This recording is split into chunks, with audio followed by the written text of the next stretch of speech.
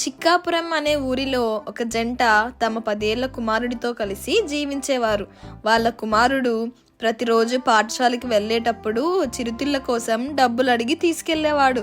తండ్రి మందలించడంతో తండ్రికి తెలియకుండా తల్లి ఎంతో కొంత ఇచ్చి పంపేది. రోజు రోజుకు అతడు డబ్బులు ఇస్తే గాని స్కూలుకు వెళ్ళనని మారం చేయడంతో విసుగు చెందిన తల్లి డబ్బులు ఇవ్వడం మానేసింది. తర్వాత ఒకరోజు తండ్రి చొక్కా నుంచి డబ్బులు తీస్తుండగా తండ్రి గట్టిగా మందలించాడు. అప్పుడు తల్లి వెనకేసుకుని వచ్చింది. ఒకరోజు ఊర్లో దుకాణంలో దొంగతనం చేశాడని దుకాణ యజమాని చెప్పడంతో తల్లి మావాడు అలా చెయ్యడని అతనితో గొడవ పడింది. తల్లి మాటలు విన్న కొడుకు తాను చేసింది తప్పు కాదని అనుకునేవాడు. పెరిగి పెద్దవాడైనా అతడు జల్సాలకు అలవాటు పడి చిన్న చిన్న దొంగతనాలు చేసేవాడు.